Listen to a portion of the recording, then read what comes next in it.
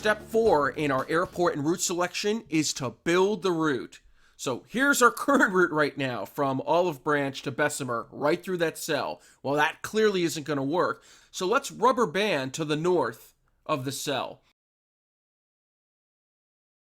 And we'll choose nav. And MSL, which is the good old Muscle Shoals VOR, is my first point I'm going to select.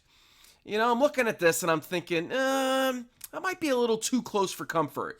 So here's a cool feature in ForeFlight. I'll take my 2 fingers and I'll drop it down on the chart, and that brings up the electronic ruler.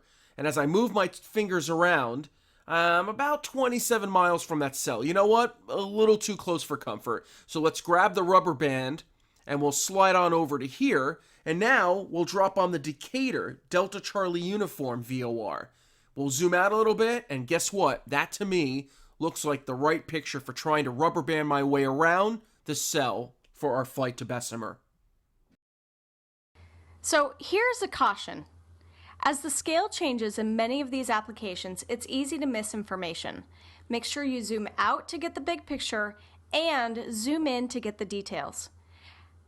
As we zoom in on the LA area, we see not 1, 2, or 3, but 4 VIP TFRs. So let's go back to our original flight plan and zoom along the route and identify any things that we're going to need to watch out for during the flight. Key point being, this is a flying like the pros SOP. You always step through your flight path. So we depart Olive Branch and start tracking to the east, and I can see that we're going across a military route. We're going to go south of an MOA. We'll pass over 15 Mike, pass to the south of Northwest Alabama Regional and the Muscle Shoals VOR. We come on into the Huntsville area, and if you're at 4,500 feet, you're going to be inside the Huntsville Class Charlie airspace. We'll turn directly to the south. We'll track south. We're going to overfly a tower at 2,056 feet. That's important because what if you had started your descent? Then we come on into the Birmingham Class Charlie airspace as we descend into Bessemer. Now, what happens when you get to Bessemer and there's a disabled aircraft on the runway? You're probably going to divert to Huntsville, right? Guess what stands in the way? A tower. 2 towers at 2,049 feet. It's why it's extremely important to always review your flight path, especially when you're flying VFR. Now, a lot of pilots get themselves into trouble creating random routes by rubber banding. I find it takes a lot of work to make sure the route is safe from terrain, obstacles, and of course, restricted airspace. This leads us to pro tip number 2, use existing routes. There are tons of existing routes already proven by pilots to be safe and reasonable. For example, ForeFlight contains a list of routes between the departure and destination airports that other pilots have filed with ATC.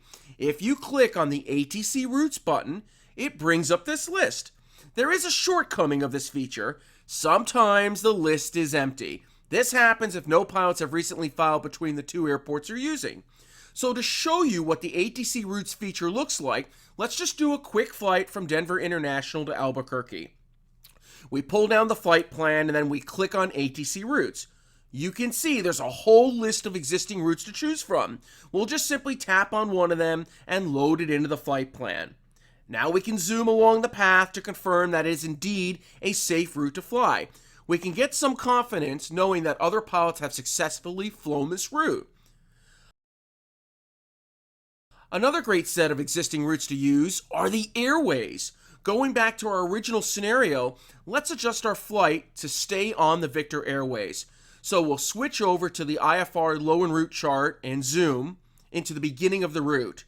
Now it's pretty easy to see if there are any Victor Airways nearby, so we just pick a logical entry point, like a nearby VOR, and then we rubber band our course line over to it.